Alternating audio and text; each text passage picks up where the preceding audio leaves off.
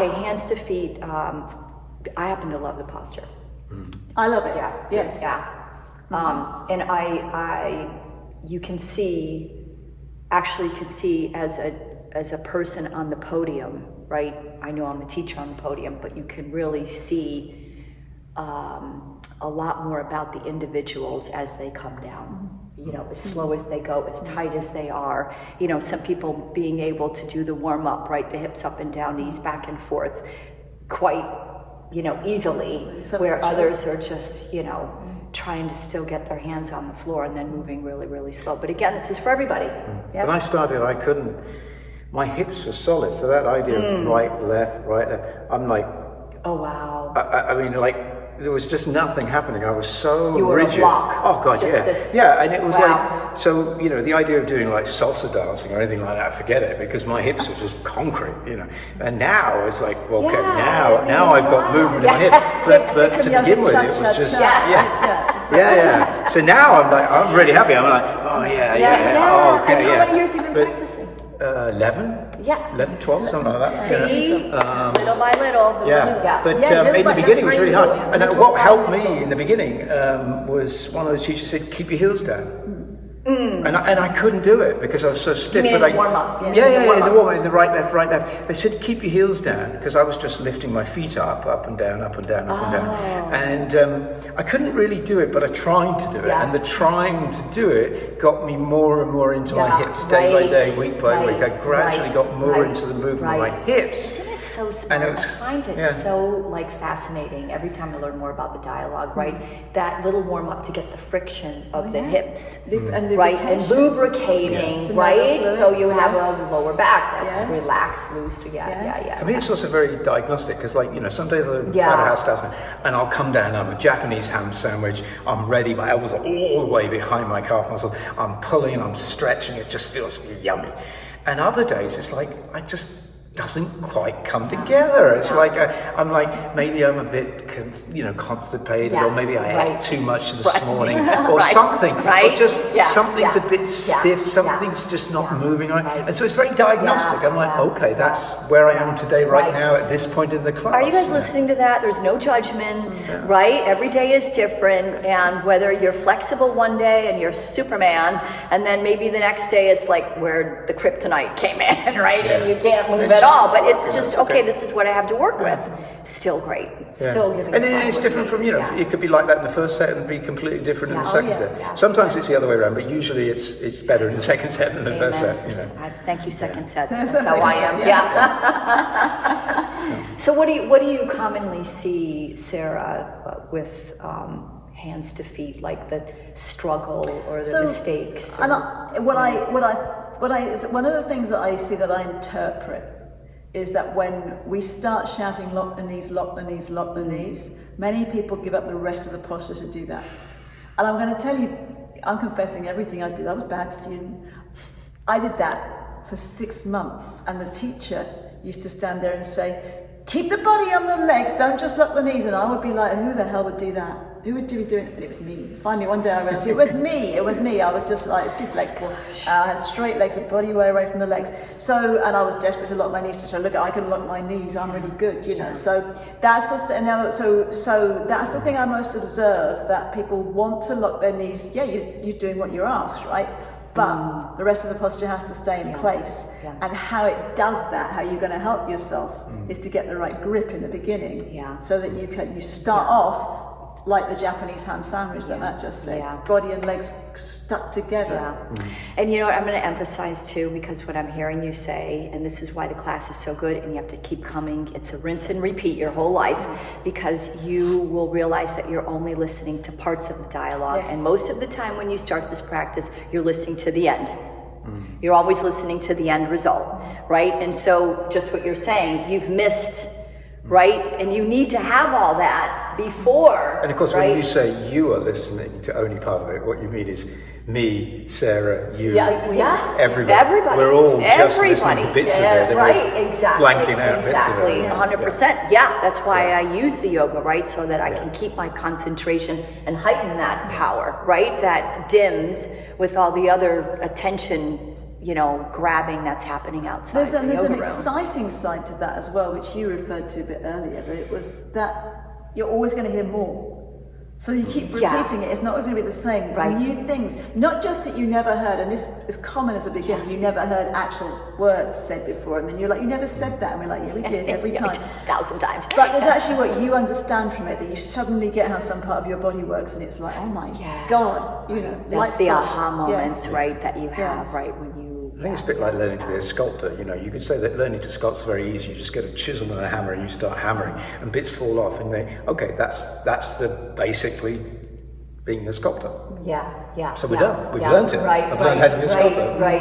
Yeah. Not so much. Sort of. Yeah. There's a little bit more finesse. And so yeah. it's not just a little bit more. It's a lifetime or multiple lifetimes of finesse. But you're right. And so that's the same thing with the posture. Yeah, and I think you start to hold your body as a loving, breathing, living entity that you want to take care of, right?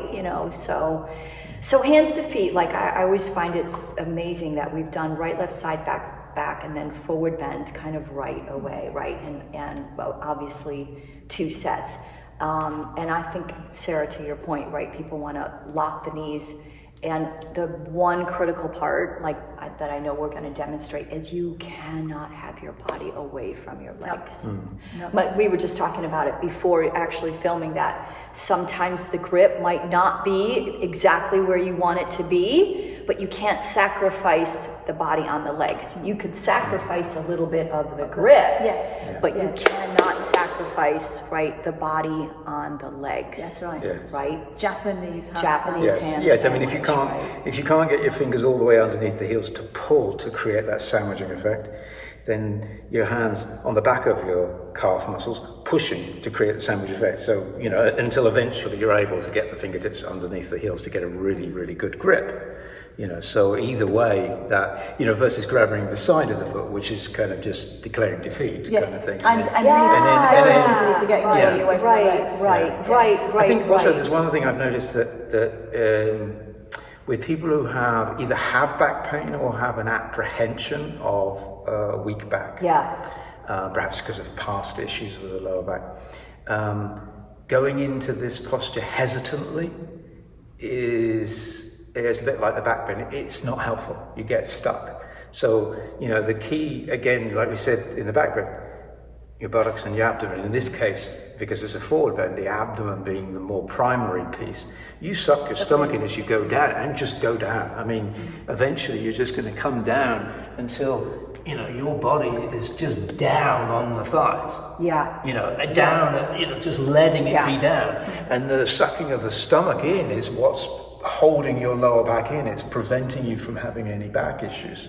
And so just getting into that good habit, you're building a discipline in your body, in your muscular and neurological structures that will serve you when you're at work and you flop down on your chair at work or on a table in the canteen, chair in the canteen. Then, if you flop down without using your abdomen, that's when your back's weak.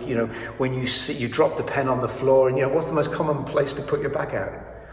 Oh, just a little mundane, picking up laundry, right? You just went down, your belly dropped down, and then you're like, my lower back. Right. So I think Pada-Hasana is a really good place to start to build a habit that will serve you everywhere in your life to protect your lower back. And Matt emphasized, and it's, Sarah, you know this, right? We emphasize so much in the class, you got to use your abdominal muscles, right? Even from pranayama, standing deep breathing, we're asking you to bring your mind into your stomach, contraction of the abdominal muscles, and you have to, forward bends, it's necessary. Absolutely.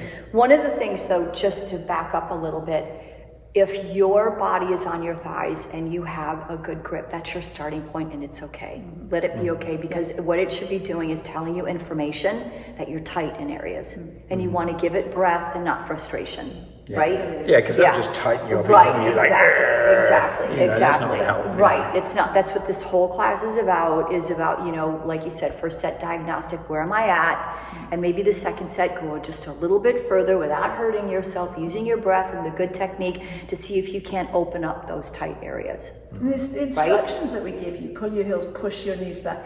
Listen very carefully. Try to lock your knees. So you're taking actions, pulling the heels, pushing the knees. Body on the legs. in order that the knees might lock. They might lock now, they might lock in 6 years' time, but it's the actions that are giving you the benefit to the spine. Yeah. Yeah, because... Not what you do, but how you do it. Yeah, and locking the legs means kneecap lifted, thigh nice and tight, and there's the stretch in the back side of the legs where we're tight, and if that's tight, it's pulling against Yes, the and of course, right? Yeah. even, people say, but I have tight hamstrings. Or somebody will say, but I have short hamstrings. No, your hamstrings are fine. So the back of your legs and the front of the legs are connected in your nervous system. So people who have tight hamstrings, it just means that the back of their legs doesn't relax.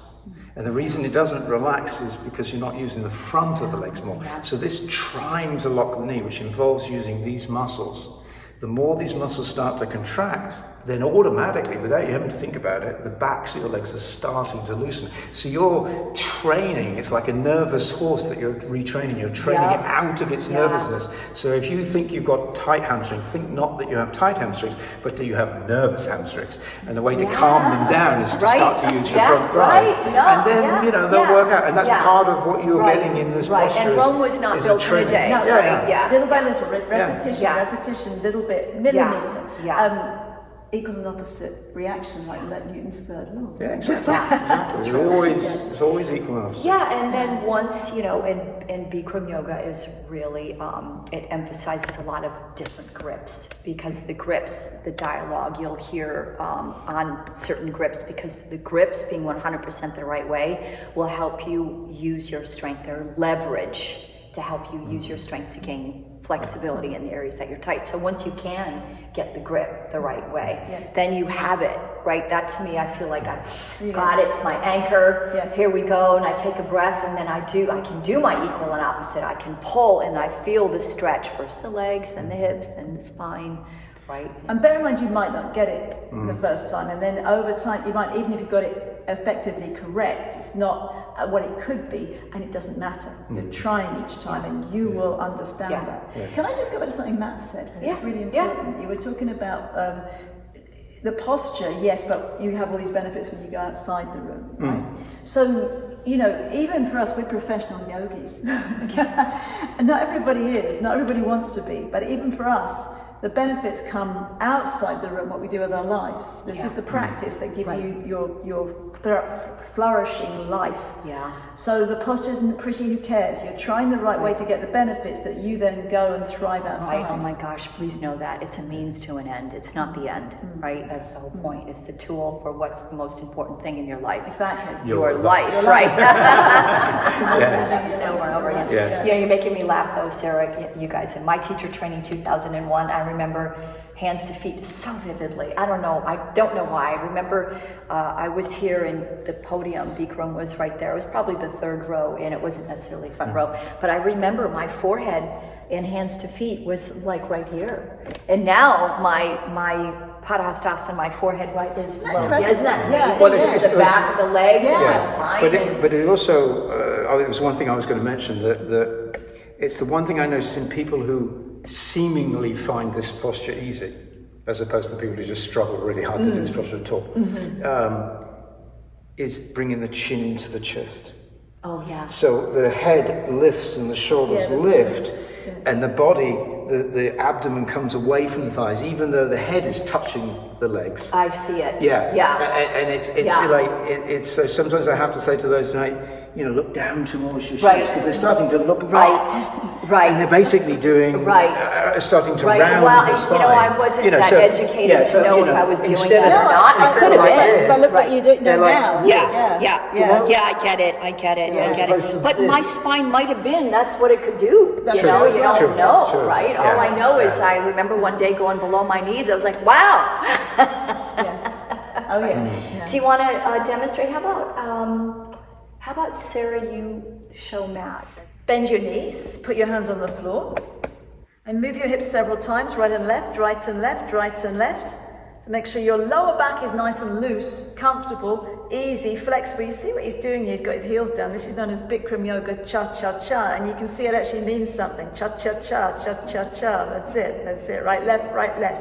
All right, that's enough. So, bend the knees, grab your heels from behind, underneath the heels, stepping on all 5 fingers of each hand. Now, if you ever look at his grip, he's way behind. He's actually grabbed his heels literally from behind.